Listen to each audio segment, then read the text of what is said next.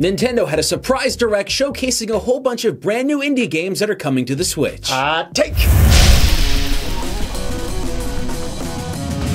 The Direct showcased a whole bunch of new indie games, but a couple that we've seen before. But Adam here has actually compiled a list of everything so that we could... I like making lists. Yes, he I does. like numbers. I like making lists. Yeah, so this Direct kind of came out of nowhere. Gamescom's just around the corner, so I guess this Direct is kind of linking in with Gamescom because many of these games are going to be on the show floor for people to try out. I'm just going to go through the list of the games, and then we can talk a little bit about some of the ones that are a little more interesting to us. Is that cool? Yeah, I'm going to count down the games. Okay. Right, ready? Okay. So there's Nightcall. There's Monster Boy and the Cursed Kingdom. The Gardens Between. Streets of Rogue. Bad North. Moonlighter. This War of Mine. Children of Marta. Everspace. Baba Is You. Slay the Spire. Terraria. Prison Architect. How are you counting, Toes? I don't know. Morphe's Law. I'm gone. And Windjammers 1 and Windjammers 2. So altogether, that's 16 games, unless my count is off. I believe it's 16 games because I wrote that little number down here. It's 16 games. So I had some games that I was more excited for, some not so much, because we have seen several of these titles already. Yes. Right? But Nightcall is one game that we've been seeing a little bit here or there, and it's like kind of a film noir-ish game with some conversational elements. You're a taxi driver driving along, and you're kind of interviewing... the people that are in the back. Yeah, because there's like some serial killers on the loose and stuff. Yeah, it's funny. There was another game that was shown off that basically has the same premise as well, right? Yeah, and but you're a taxi driver as well. It was more well. colorful. Yeah. So this is the more black and white version of the two that exist. For some reason, I get like Hotel Dusk vibes. Yeah, a little bit from it. Yeah, it's kind of interesting. It looks to be more of as weird as it is, like a point and click action adventure type of thing, but. Usually point-and-click action adventures don't take place with a lot of movement, but it doesn't look like you're going to be driving the vehicle or anything like that. Yeah. The mechanics, from what I know, are like the interview mechanics, and you're also trying to like make money at the same time. You are a taxi driver, so you very much need to be doing your job, but I guess you're kind of sort of working with the police in one way or another in Paris. Yeah, so more needs to be revealed on this, but it does look really cool, and definitely a game that visually looks like it can be very successful on the Switch, which doesn't require like a heck of a lot of power. Yeah. In fact, most of the games we're going to be talking about here, aside from like one or two, do not require extensive, powerful hardware to actually get them to run, which is one of the really big reasons why I think Nintendo is kind of trying to go for these indie games, because they really do create this basic good content that doesn't need like the world to run. Yeah, exactly, and you can get plenty of it. So next, I wanted to talk about Monster Boy and the Cursed Kingdom. Yeah, now I know you're a big Monster Boy fan. Yeah, I'm a Wonder Boy fan, and like Monster World as well. So Monster Boy is like a spiritual successor to some of those earlier games, and they did get on the creative lead from the original games onto this game to work on this, so I'm really excited about that. We had seen, it was the Dragon's Trap. We saw that re-release recently, and it just gorgeous. It had animation that has that sort of, I don't know, it reminds me of like French, European style animation. Yeah, it kind of looks like painting. When I first saw this game, Monster Boy and the Cursed Kingdom, I didn't really dig the aesthetic of it, but I think because of the success of the Dragon's Trap, they started to kind of morph the animation style of this as well, so it looks a lot better. I'm so excited for this to come out. It has you kind of juggling your different powers, because in these games, in the RPG sort of Wonder Boy games, you were jumping from one animal to the next, and each of them could do a different thing. So we see like your frog character, and you're using your tongue to traverse areas, and then oh man, there's no more like branches to hang on to, so you got to be a dragon and fly, and you're kind of like seamlessly jumping from one thing to the next. Looks really great. Yeah, I mean the visual styles alone, and again, this is a 2D game, so it has this very good, clean look to it, and I mean. We just don't see enough 2D platformers being released that often, so it's nice to see something like this. Especially in this style, right?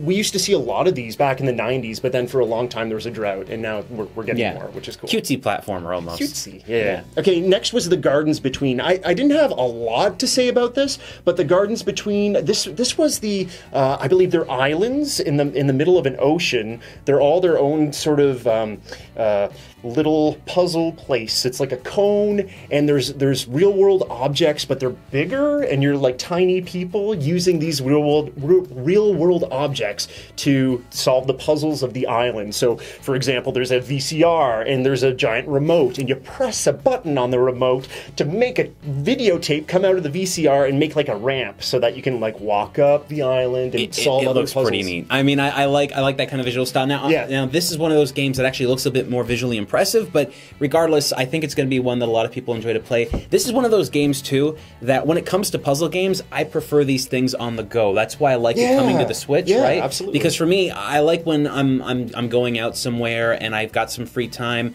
then I can actually play a puzzle game and just kind of go through a little bit. Larger, big experiences, I like to play at home, right? But when it comes to stuff like this, it makes more sense as a portable game. It's like you get your little portion of puzzle, and then you can put your console into sleep mode whenever and just pick it up. That's how I feel about those. Baba Is You. Do you remember this one? Yes, this I was do. This was really weird. I wanted to bring this up just because I'm a big fan of like scribble knots and things like that, where you kind of use your English to solve puzzles. Baba Is You. I don't know if everything is going to be word related, but it was just a really crudely done like sprite character, and you were changing the dialogue and sentences to solve like very mini puzzles. It seemed like you're pushing sort of the ends of sentences out of the way to transform things and make things like... You see, I like scribble knots quite a bit, but there came a point when I was thinking of solutions to puzzles that I had to figure out like the specific way it would work there. And I mean, there was certain things that worked in scribble knots, certain things that didn't. I really felt like that series should have continued and they should have kept making more, and they did, but... I feel like they started releasing too many. At first, we're like, we need more of these, and they're like, sure. I wanted it to expand, but it always seemed like it was a linear travel. It never felt like it got bigger. It never felt like it became better. It just felt like they just added more to it, not making it... Do you feel almost like there was like too many solutions that were the same within that? So I'm hoping that we don't see that from Baba Is You. In fact, I'm not quite too sure how you make the sentence finishers or the words that you do push around in this game. So I don't even know if it's exactly like a Scribblenauts game. I just know that it's like word manipulation to solve puzzles. Okay, next was Morphy's Law, which is actually out probably right now. If this video's out, chances are Morphy's Law's out now. So we had seen this previously from Nintendo a while ago. I want to say like, well, it wasn't at, I don't think it was at this E3. See, this is the funny thing. I watched this. I did not remember this game at all whatsoever. I didn't even remember the game mechanics until Adam actually had to point them out for me and go, you can make people small or big. Right. I didn't know. And which is like, I really want to see how this game does. I really want to play this because it could be really fantastic or it could feel really jank.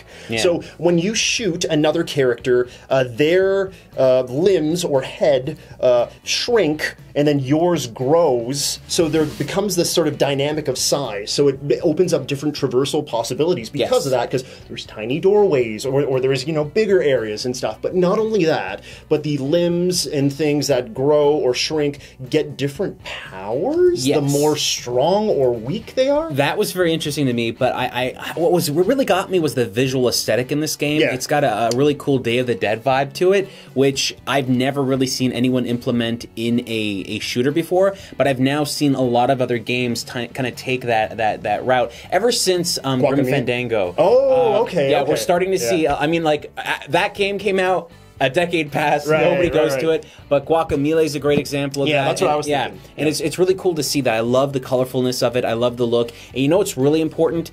I think that a colorful shooter is something that people never think about, but Team Fortress 2 had brilliant colors, and it really made the game a lot of fun to watch and play. And another game that is very colorful and that's on a Nintendo platform. Splatoon, right? And Splatoon is one of those games that I think the colors really make the game far more interesting to look at. So I think like Splatoon, in this, you win based on because in Splatoon you win based on the coverage of ink within the level. I think this is based on the size of your gigantic characters on the outside. Right? Yeah. I think if they get to a certain size, then they punch the other dude across from them or something, and then that team wins. This looks really cool. Yeah, it really does. Okay, so there's one more thing which we had talked about, and we were like a little Windjammers is coming to the Switch. Now, first off, this is the new version of Windjammers. Now, originally, The first time we saw Windjammers on a console in the modern era was on the Wii. The Wii version got pulled after a while. Was that in North America or Japan only? Doesn't matter. It got pulled after a while. Yeah, okay? It did. It did. It was released and then it got removed. But then we got Windjammers. .emu made a emulated version of it, which has a couple of upscale features to it. Some banners on the sides and stuff. It's still the original game, but it just has some graphic overlays and stuff like that. They did a pretty good job with it. Right. And Windjammers on the PlayStation 4, on the Xbox One, on the PC, fun to play. It's also really fun to play on the Vita. It's available on the Vita. Now, we're seeing that version, not the Vita version, just this new version, get released on the Switch. This is exciting. I wanted this to be on the Switch.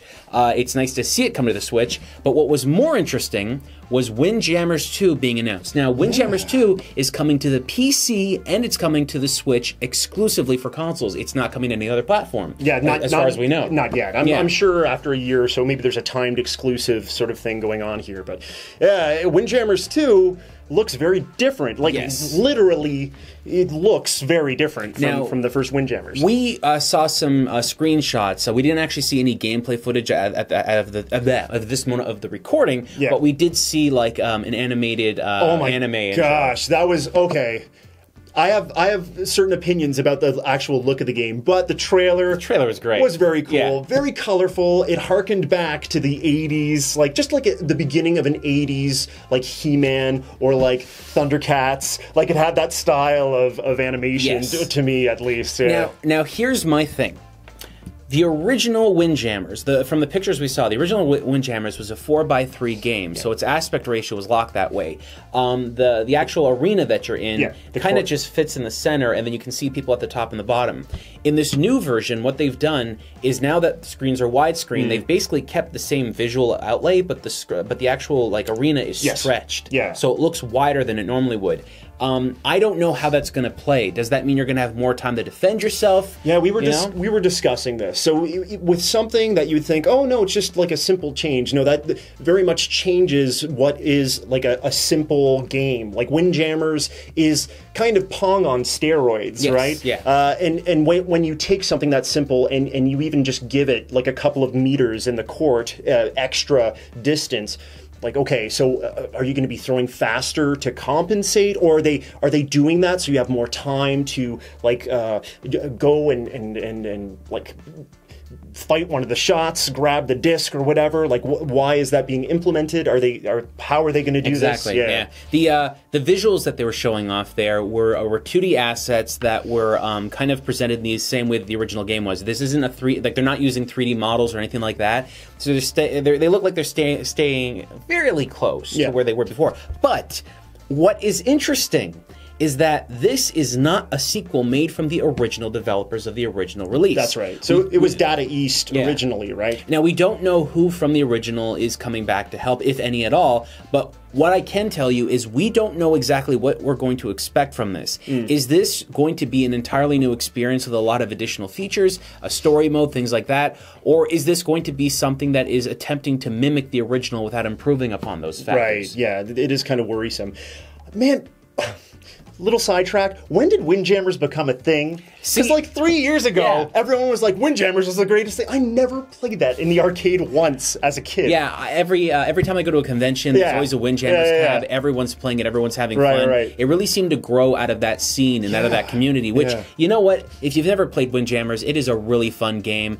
I think it has the way I looked at Windjammers is it has the same kind of interest that you find with people playing the original Street Fighter. It's two people fighting and they can have a lot of fun with that. And it's simple, but there's those little sort of nuances to it. I love that. The simplicity so that you can just get into it immediately and kind of know what you're doing. And then the more you play it, the more you're like, okay, I know how to use like my supers and stuff like that. And then that's when you really get into And I think that's why it's so close to what you see with Street Fighter, right? You have that same idea where there's combos, there's special moves, and it's the same ideas with this. Only you don't really have like special moves like that. There's more of a different system there, but it's not overly complicated. complicated. Yes, yeah, and I think a lot of people can just pick it up and play it. And that was something I noticed when I was at conventions, seeing people play the game. They just walked up to it, started playing it, and had a lot of fun. Yeah. I've taken like out, us. Yeah. We're like, what the heck are we doing? I don't know, but it's fun. I've invited friends over, and we've gone to I've gone to my friends' houses. We've had the game set up on the PlayStation 4, and we've played it, and everyone has a lot of fun.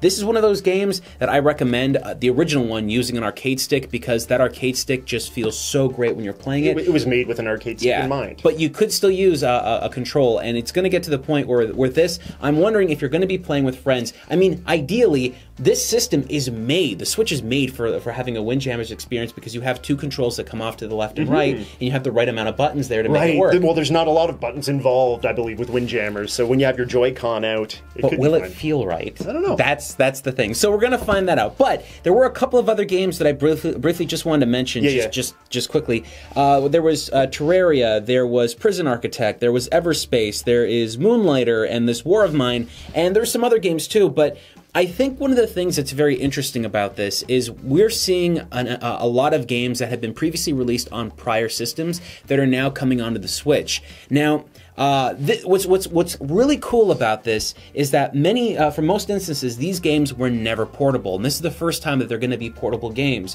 which kind of changes the way that you experience them. I think that a lot of people are going to be interested in playing Prison Architect, because it's essentially just a sim game where you build a giant prison, and that kind of gameplay I think is a lot more fun on the go, but we've never had that experience yet. So what I'm really excited about this right here is the idea that in the future, we're going to start seeing more indie games and more smaller titles come over to the Switch and become portable assets, which I think is going to open it up to a completely new audience that never really experienced these before. Right. It feels like Nintendo's finally starting to run with the bigger boys as far as indies are concerned. Because Nintendo had tried to do indie stuff in the past and kind of stumbled along the way a little bit here or there. Like we did have Meme Run. And we did have some WiiWare titles, right? Yes. Like the first time I played Cave Story was because of WiiWare, basically. But yeah, there was always some issues. And then with the Wii U, there weren't that many offerings there. Yeah, I think what's important to mention about this is that the Switch has more space in it now and has the ability to expand its memory. The Wii didn't. That's why the indie life on there was so... There were some games, there actually were quite a few, but like Bit Trip and stuff like that, or Beat Trip. Bit Trip. It was Bit Trip. Yeah, the problem with those games, though, was that they were small and confined, but the larger experiences simply couldn't fit on the Wii. So that knocked a lot of people out from being able to develop for the Wii, and Nintendo really stumbled on that front. When it came to the Wii U, Nintendo seemed to have absolutely no focus at all on indie game development too much. The Wii U was a weird time, Shane. Right? It really was. There was a lot of strangeness going on. It feels like Sony, ever since the introduction of the PlayStation 3, and more prominently Xbox with the introduction of the 360. Yeah, I feel like Xbox started this whole indie push, and then PlayStation jumped on a little bit later, and now finally with the Switch, we're starting to see everyone. It's so nice to see all three of the major platforms right now sponsoring and supporting indie games, and I love that Nintendo is doing this, and I want to see them do it more because I think it's so important. Especially right now. Yeah, Nintendo has a huge advantage over the PlayStation 4 and the Xbox One having a portable system. Okay, this is a big deal for them, where Microsoft can pump out the power and Sony has the raw numbers of people owning these systems.